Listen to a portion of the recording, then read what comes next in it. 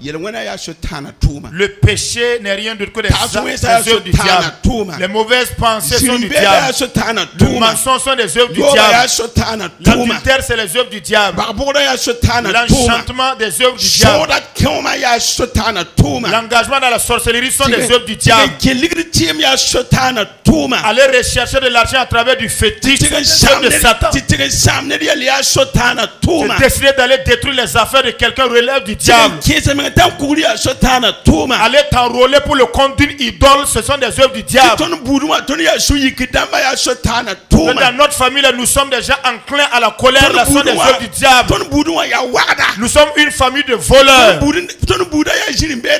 Nous sommes une famille commandée par le mensonge. Dans notre famille, nous ne nous aimons pas. Dans notre famille, on ne peut même pas tenir une réunion de famille ensemble. Nous sommes des familles au cœur dur. Le Fils de Dieu a paru afin de détruire cette activité du diable.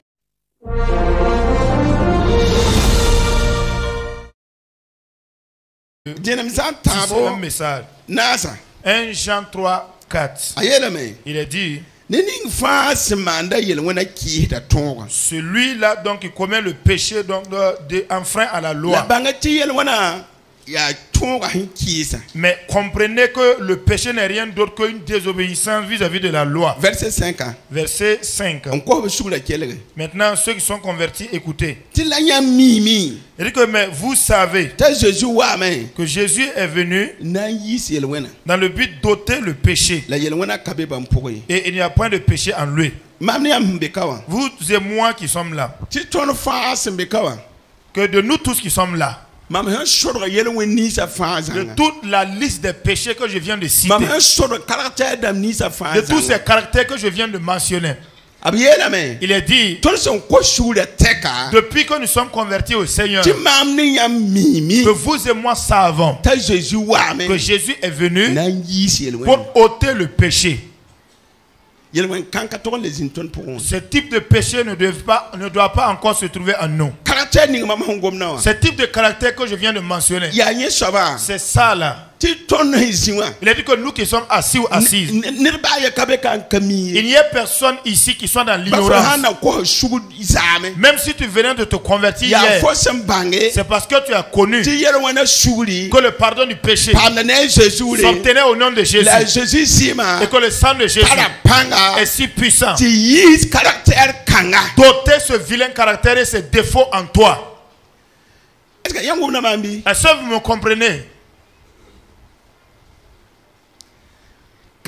Ce n'est pas que nous sommes dans l'ignorance par rapport à cela. Ce n'est pas à dire que vous et moi ignorons cela. Jean lui-même déclare que tous les péchés que je viens de lister là, dans leur entièreté, que nous-mêmes en tant que tels nous savons que Jésus est venu dans le but d'ôter la transgression et le péché. Mais pourtant il n'y a point de péché en lui-même Jésus. Est-ce que vous m'écoutez ou bien vous suivez le mouvement des gens? Alléluia. Alléluia. Alléluia. Alléluia.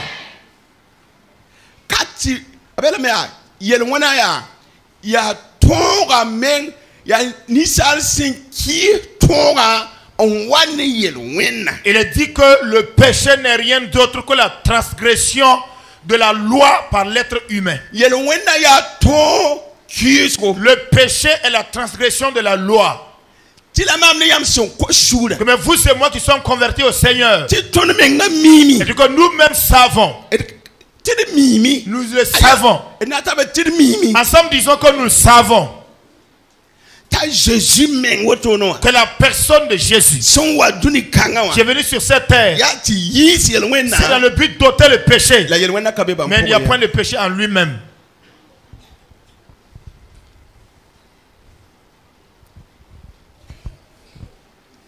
Je reprends le verset 5. Il dit que vous savez que Jésus a paru pour ôter les péchés. Il n'y a point de péché de lui. Verset 6. Quiconque demeure en lui Il ne pêche point. Mais quiconque pêche, premièrement, il ne l'a pas connu. Il ne l'a pas vu et ne l'a pas connu.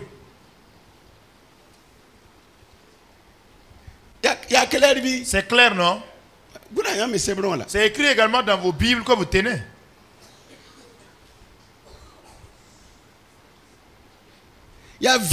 C'est tellement clair. Et évident que toute personne, tout chrétien converti au nom de Jésus, que s'il est vrai que la personne continue de pécher, c'est que ce dernier ne connaît pas encore Dieu.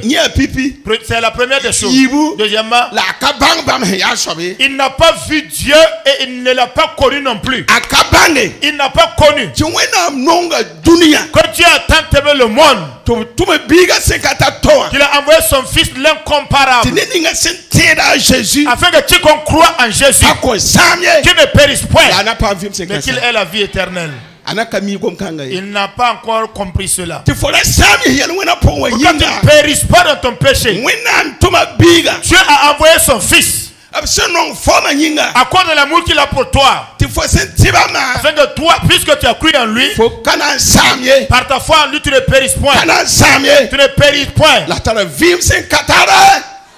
as la vie de l'éternité. Ensemble, disons que c'est facile. C'est-à-dire, la vie chrétienne est tellement facile. Ensemble, disons que c'est facile. Si tu comprends ce message, tu ne joueras pas avec le péché. Tu ne feras pas du péché ton compagnon de route. Verset 7. Les petits enfants, que personne ne vous séduise. Celui qui pratique la justice, il est juste, comme lui-même est juste. Verset 8. Jean reviendra à la charge. Celui qui pêche est du diable, car le diable pêche dès le commencement jusqu'à présent. Mais le Fils de Dieu apparut afin de détruire les œuvres du diable. Le péché n'est rien d'autre que les œuvres du diable. Les mauvaises pensées sont du diable. Le mensonge sont des œuvres du diable. L'adultère, c'est les œuvres du diable. L'enchantement, des œuvres du diable. L'engagement dans la sorcellerie sont des œuvres du diable. Aller rechercher de l'argent à travers du fétiche, c'est des œuvres de Satan. Décider d'aller détruire les affaires de quelqu'un relève du diable. Aller t'enrôler pour le compte d'une idole, ce sont des œuvres du diable. Dans notre famille, nous sommes déjà enclins à la colère, ce sont des œuvres du diable. Nous sommes une famille de voleurs. Nous sommes une famille commandée par le mensonge. Dans notre famille, nous ne nous aimons pas. Dans notre famille, on ne peut même pas tenir une réunion de famille ensemble. Nous sommes des familles au cœur dur. Le Fils de Dieu a apparu afin de détruire cette activité du diable. Alléluia. Est-ce que vous comprenez le message de ce matin? Il est dit, celui qui continue de pécher, il continue d'être compagnon du diable. Mais lui-même est un candidat du diable. Maintenant, le Fils de Dieu a apparu. Le Fils de Dieu a apparu. Le Fils de Dieu a apparu dans le but de détruire les œuvres du diable. Je ne comprends pas quelle analyse les chrétiens en lisant la Bible la font sur la lecture qu'ils font. Ils ont. Alléluia. Alléluia. Alléluia. Alléluia. Alléluia.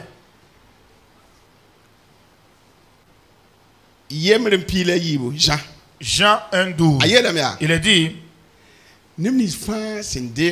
mais à tous ceux qui l'ont reçu, à ceux qui ont cru en son nom, Dieu en sa personne leur a donné le pouvoir de devenir enfants de Dieu.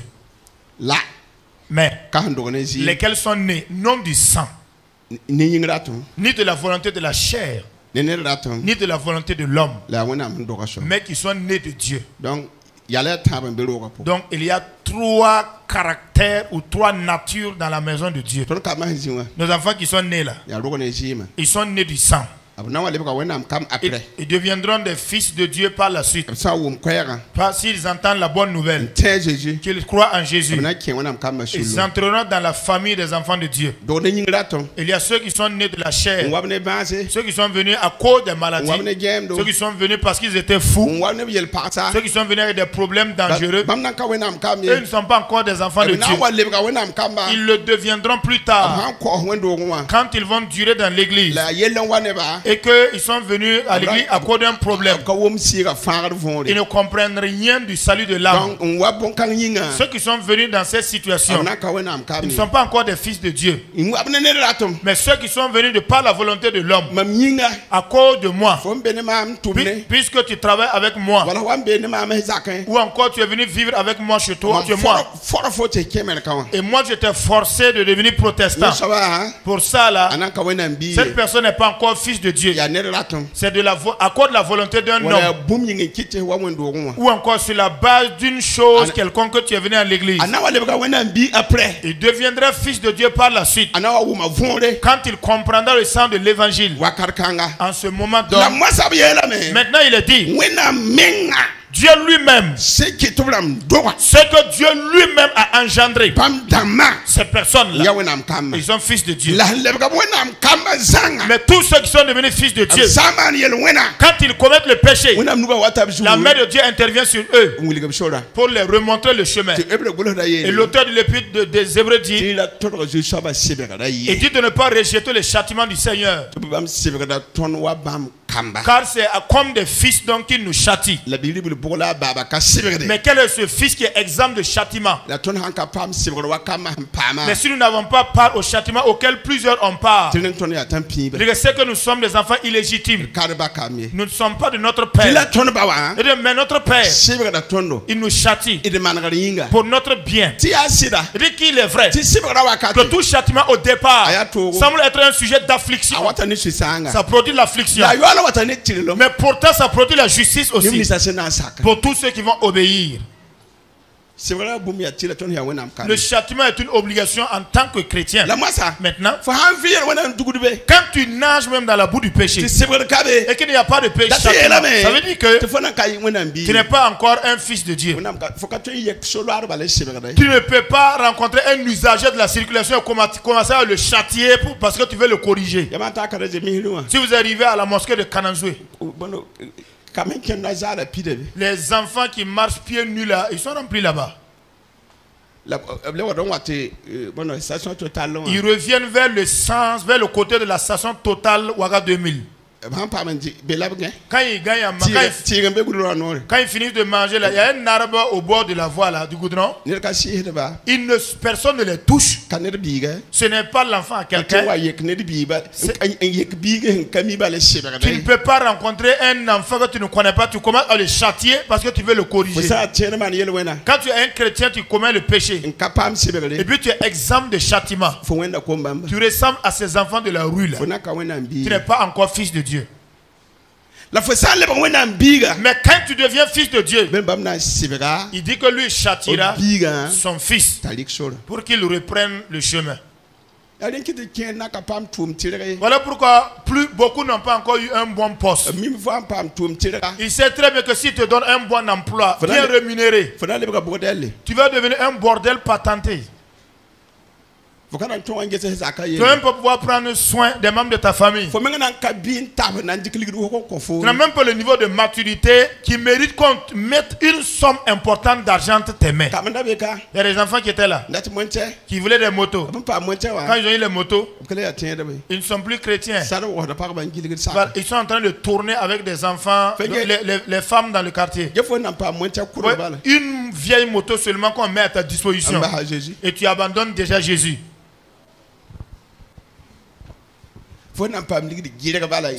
Des miettes d'argent seulement, des languettes seulement d'argent. On te donne, tu ne peux même plus venir à l'église. Quand Dieu t'aimant, il ne t'a même pas encore exaucé. Parce que tu n'es pas encore mûr. Les riches là, ils n'achètent pas une moto pour un enfant de 10 ans. Parce qu'il n'est pas encore au niveau de pouvoir conduire une moto. Vous entendez?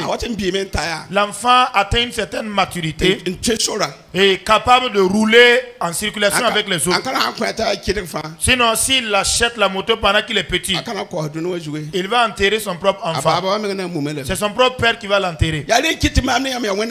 Voilà pourquoi vous et moi qui sommes enfants de Dieu, il y a beaucoup de choses sur lesquelles Dieu nous a pas encore exaucé. Parce qu'il y a quelque chose dans ta vie. Si tu n'arrêtes pas, si tu n'as pas la victoire dessus, si Dieu t'exauce dans ça, toi-même tu vas périr. Alléluia. Alléluia. Bien mes frères et sœurs, je reviens sur mon message. Tous les défauts, les vilains défauts que nous avons trouvés dans le caractère de nos parents là. Dans notre famille, là, nous sommes des gens, nous démarrons à un quart de tour. Christ est venu pour détruire les œuvres du diable. Tu ne dois plus être à l'image de cette personne-là. Tous les défauts de caractère que nous avons vus dans nos familles, Dieu t'a sauvé du milieu des membres de cette famille afin que tu sois un miroir, que tu sois un bon modèle, que tu sois mis à part pour devenir fils de Dieu et vivre à la qualité de la vie d'un homme, un enfant de Dieu, afin que le reste là puisse te regarder comme un bon modèle et être sauvé. Maintenant, si tu es toujours comme eux, comment le reste là pourrait-il être sauvé? L'apôtre Paul lui-même dit, si tu sauves Jésus, crois au Seigneur Jésus, tu seras sauvé toi et ta famille. Maintenant, tu as cru.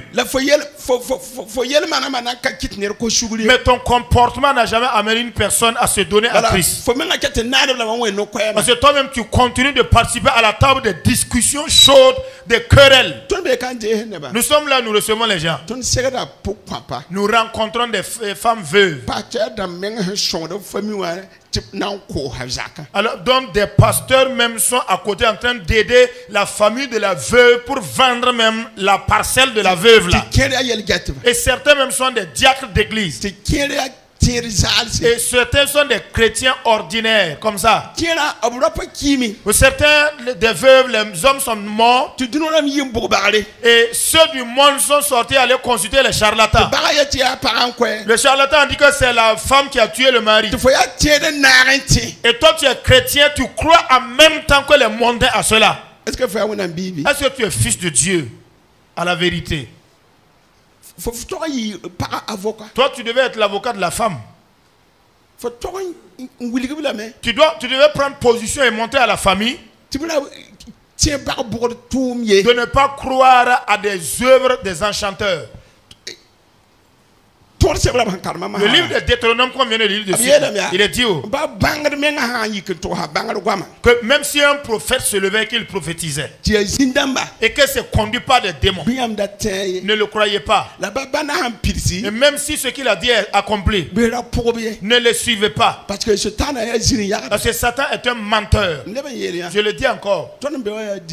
Nous sommes à l'heure à 10 heures. 10 heures. Si Satan descendait de ses deux pieds ici pour répéter pour dire avec moi qu'il est 10 heures, sachez que le 10 heures de Satan là est un 10 heures mensonger. Si tu crois à ça, Satan n'a pas une vérité qu'on peut obéir.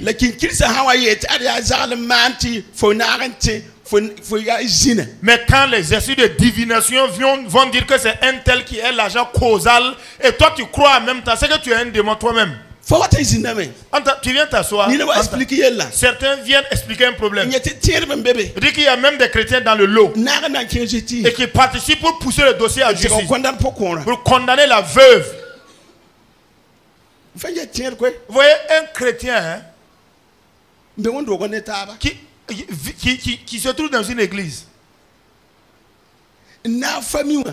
et qui se met dans le même bord que la famille pour faire donc une fausse croyance. Donc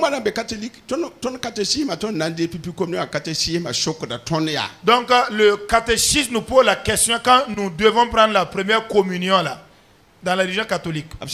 Il nous pose la question. Ceux qui font des fausses croyances là, qui croient à des trucs mensongers là, qui sont-ils? On répond. Ceux qui croient en des choses mensongères, ce sont ceux-là donc qui ont des vaines croyances. Qui croient que les esprits des ancêtres et les esprits de divination peuvent détruire à leur bon plaisir les affaires des hommes. Le catéchisme pose cette question. Qui sont ceux-là qu'on met dans le groupe de ceux-là qui ont des fausses croyances? Et ensemble nous répondons. C'est ceux-là qui ont de vaines pensées et qui pensent que les esprits de divination peuvent détruire les affaires des gens comme ils le veulent. Malgré que c'est dans la religion catholique. Ceux qui ont des fausses croyances. La religion catholique de notre époque là était forte. Le catholicisme de notre temps. On ne prend pas deux femmes en étant catholique. Et un monsieur du nom de Joani est allé donc pour prendre une femme adultéresse et faire sa femme. Et ceux qui n'étaient même pas chrétiens, la catholique là, ont vu. Maintenant, quand il a amené également son amant,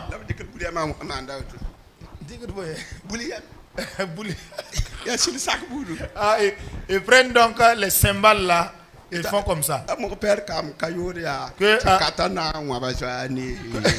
Que les catholiques ne commettent pas l'adultère, mais les hyènes sont en train de dévorer Joani.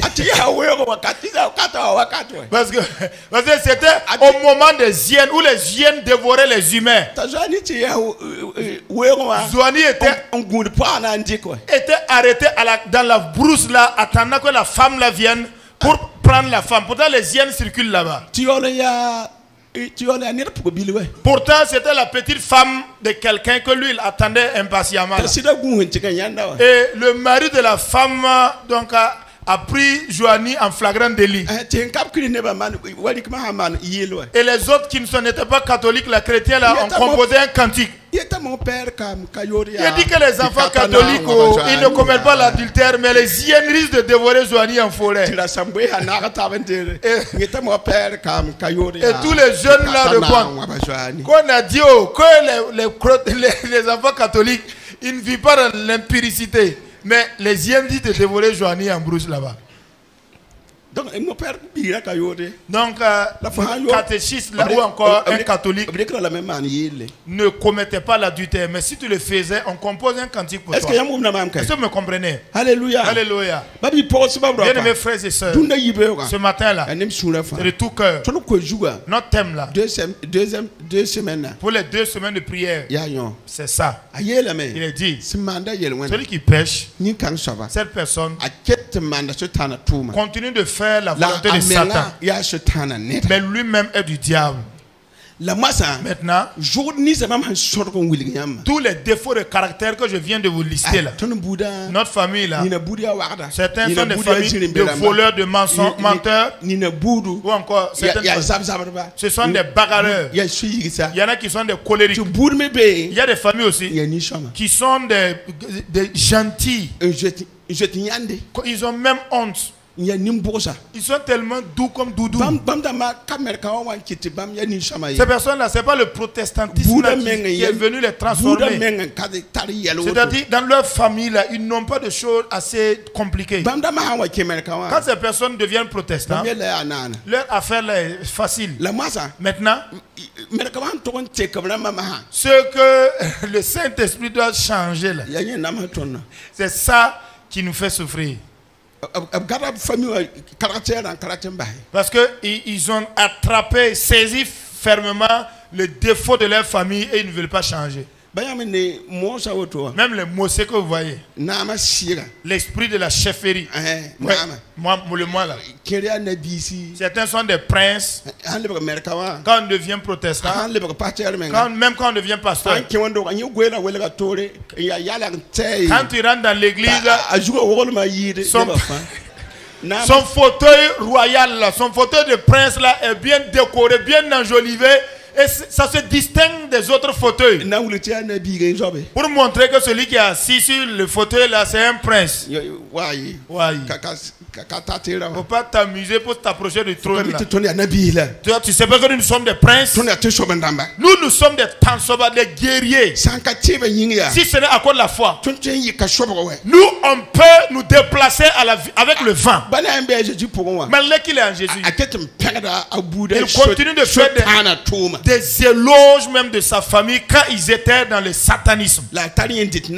Et sur base de cela, il règne en Seigneur dans l'église. Quand ces personnes se convertissent, si tu ne les mets pas, tu ne les donnes pas des tâches qui les permettent d'être devant, tu as des problèmes. Parce que l'esprit de la chefferie, l'esprit de la chefferie là est là. C'est misérable, c'est lamentable. Si tu te convertis, la manière dont Jésus s'est humilié, il te faut également t'humilier comme ça. Parce que ce n'est pas plus que Jésus. Mais si Jésus s'asseyait sur le dos d'un ânon, et si on balance un crachat dans le visage de Jésus,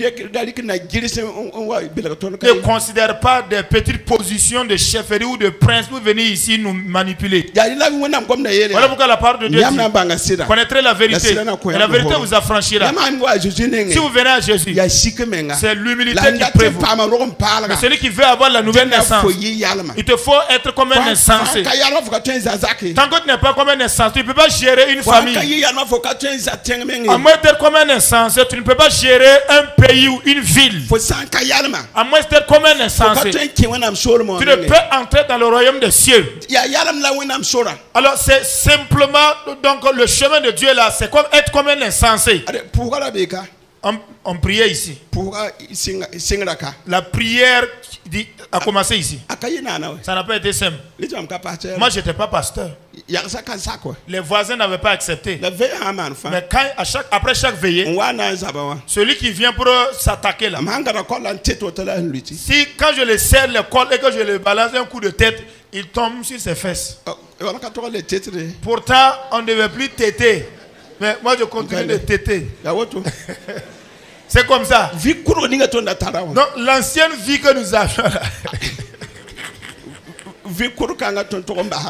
on doit arrêter de téter les gens et devenir comme des insensés.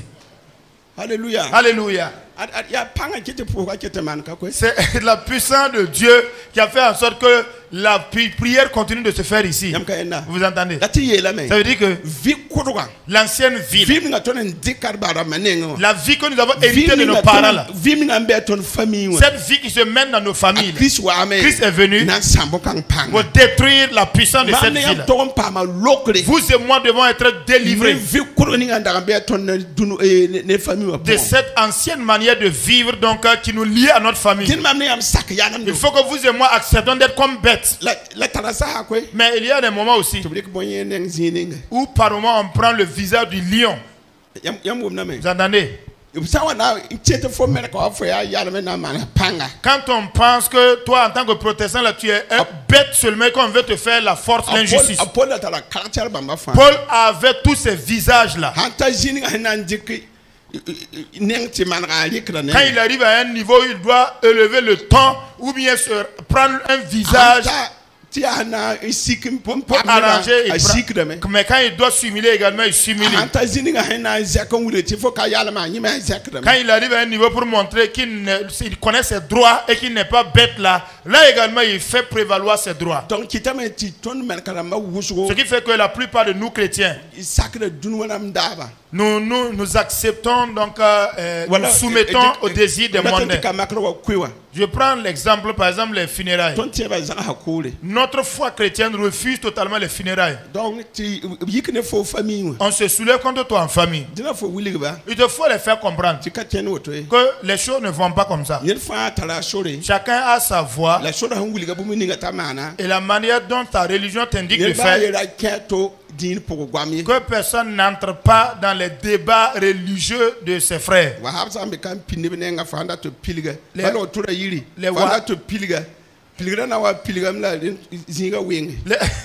Les Wahhabias qui portent leur soutane ou leur voile là et qui sont là, même dans les centres de santé, quand tu veux qu'ils enlèvent ces voiles là, en tout cas d'ici là que le voile soit enlevé, l'atmosphère là sera à 100 degrés Celsius. Et si allé à Yalagdo pour rendre visite à une femme qui avait accouché, c'est-à-dire le coin là chauffé. Il y a un Wahhabia qui a dit que si c'est un homme qui est le magnéticien, sa femme là, si c'est un homme qui va faire accoucher sa femme là, lui n'est pas d'accord que sa femme se fasse accoucher par un homme. Donc on a pris les lois maintenant de faire sortir la femme. On a dit au monsieur de signe, si tu fais sortir la femme et qu'elle décède, tu vas aller en prison. Et le coin là était devenu chaud. Qu'un magnéticien homme arrêté avec 2 oreilles ne fouille pas sa femme.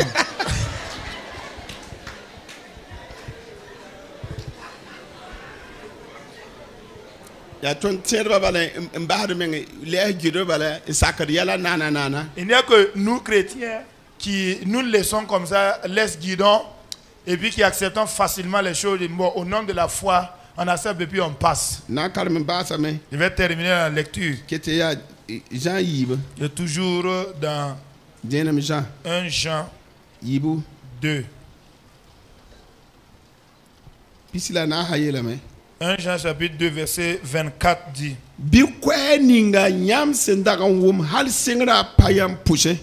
que ce que vous avez entendu dès le commencement demeure en vous. Si ce que vous avez entendu dès le commencement demeure en vous, vous demeurez aussi dans le Fils et dans le Père aussi.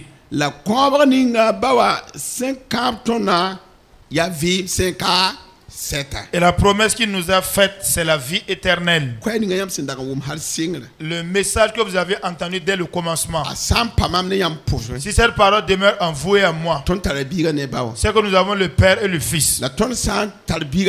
Mais s'il est vrai que nous avons le Père et le Fils, la promesse que Dieu nous a faite, qui est la vie éternelle, c'est pour vous et c'est pour moi. Que la miséricorde de Dieu nous aide, vous et moi, à demeurer dans la parole, afin que le Fils et le Père demeurent en nous, afin que les bonnes paroles, promesses demeurent avec nous. Car après donc notre obéissance, après la mort, que nous puissions le recevoir, que nous puissions le recevoir, afin que le nom de Dieu soit glorifié, et que toi-même tu aies la vie éternelle. Ensemble prions Dieu. Parlons à Jésus.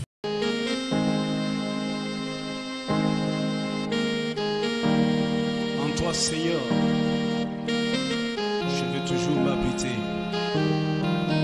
Chaque instant de chaque jour qui passe, en toi seul je veux me confier. Tu es mon Seigneur, tu es mon Sauveur, tu es mon Rédempteur. Alléluia. Merci Seigneur.